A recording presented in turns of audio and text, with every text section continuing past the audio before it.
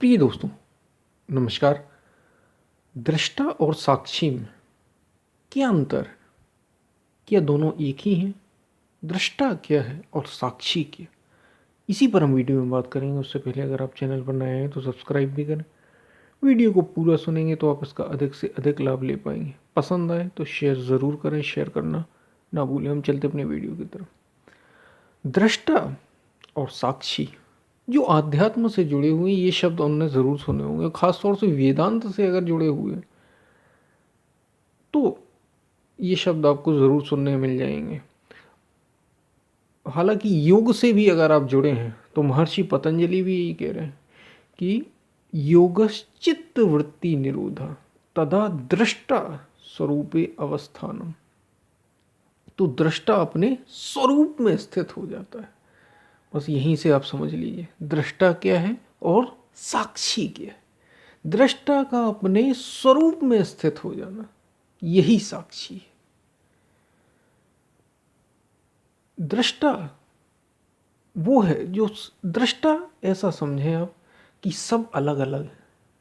जैसे मैं अलग हूँ, आप जो वीडियो सुन रहे हैं, कई लोग होंगे जो सुन रहे होंगे।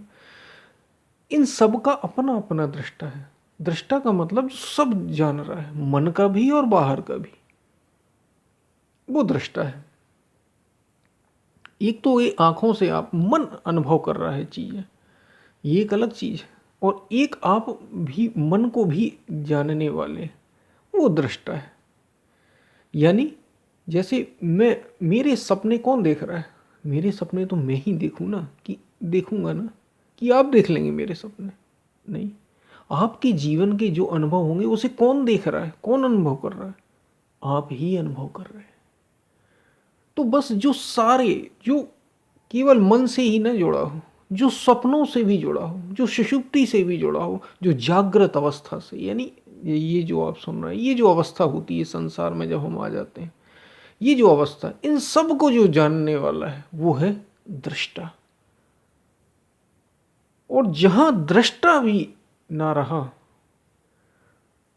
फिर भी कोई उपस्थित है जो सब में एक समान है। वो अलग अलग नहीं है। वो मैं आप इन सब में अलग अलग नहीं है, वो एक ही है। बस वही साक्षी है।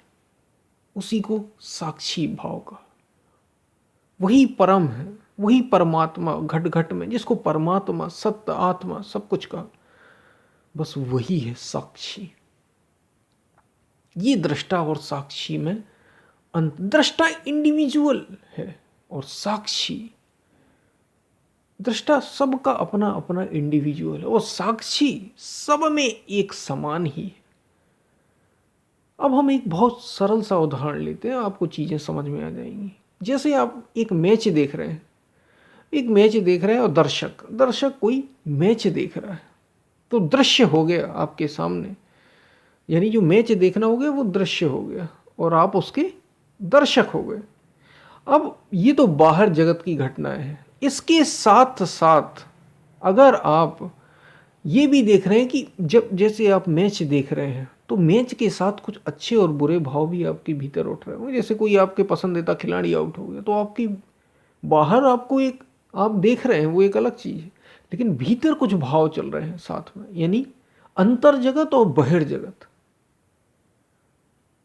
तो जो अंतर जगत को भी जान रहा है और बहिर्जगत को भी, बहिर्जगत में तो आप देख ही रहे हैं, अंतर जगत को साथ में कौन से भाव उठ रहे हैं, हर पल कौन सा उठ रहा है, इसको पल पल जानना, ये दृष्टा भाव में आ जाना है।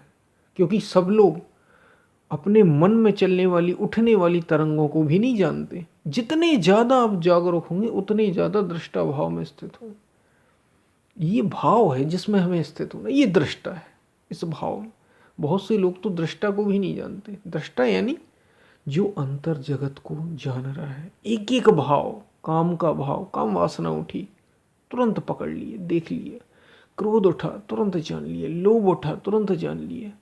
और बाहर के तो जो भाव हो रहे हैं, बाहर संसार से जो अनुभव हो रहे हैं, उनको भी जो जान रहा है, वो दृष्टा है। अब साक्षी कौन है फिर?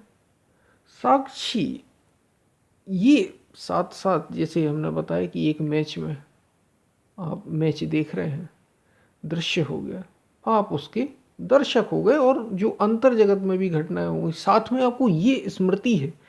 अंतर जगत में भी उठने वाली अगर आप घटनाओं को एक साथ देख रहे हैं तो आप दृष्टा हो गए। और इसके साथ ही अगर आपको आत्म स्मृति है कि ये दृष्टा भी जो ये सब अनुभव कर रहा है ये भी सच नहीं, सच तो निराकार सत्य परमात्मा निर्गुण ही है जो सब में एक समान है, उसकी स्मृति अगर आपको ये स्मृति भी है कि ये भी मैं नहीं हूं, ये जो दृष्टा, तो ये साक्षी भाव है।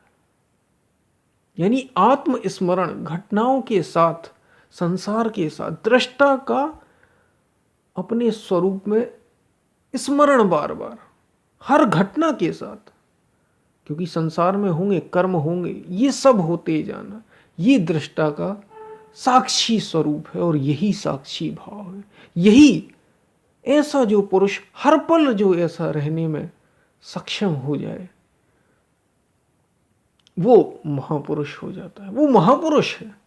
जैसे भगवान श्री कृष्ण सदा साक्षी भाव में, यानी वे उन्हें हर पल आत्मस्मृति रहती कि मैं कौन हूं। साथ में ये भी कि जो भाव मन में उठ रहे हैं वे जानते हैं। और बाहर तो जो संसार में जो घटनाएं घट रही हैं, कभी सो रहे हैं, कभी जग रहे हैं, कभी उठ रहे हैं, कहीं बैठ रहे हैं, ये सब भी साथ में चल रहा है। लेकिन पल पल जो जागरूक है अपने मन के प्रति, मन अंतर जगत के प्रति भी, बाहर जगत के साथ साथ अंतर जगत की भी, वो दृष्टा हो गया। और अंतर जगत के साथ जो ये भी जानता है कि ये भी मैं नहीं हूं, ये तो बाहर जगत अंतर जगत, मैं तो सब में सब जगह एक समान हूं, उस सत्य से जुड़ा एक ही है। जो ऐसा आत्मस्मृति जिसको साथ में है, पल पल जो बनाए रखता है, ये साक्षी भाव में स्थित हो जाना, ये साक्षी भाव। क्योंकि साक्षी एक है, साक्षी अलग अलग नहीं है। मन अलग है, स्वप्न सबके अलग है, दृष्टा अलग अलग है, क्योंकि सबके सामने अलग अलग अनुभव हैं, सबके अपने संस्कारों से अनुभव हो रहे हैं। साक्षी सबका परम प्रकाशक है, जो एक ही है, जो सर्वत्र है, एक समान है, वही साक्षी है। तो ये हमने दृष्टा और साक्षी के बारे में बात की। साक्षी जो सर्वव्यापी है, सर्वत्र है, एक समान। तो आपको ये बात समझ में आई होगी। हम फिर मिलते हैं, तब तक के लिए धन्यवाद।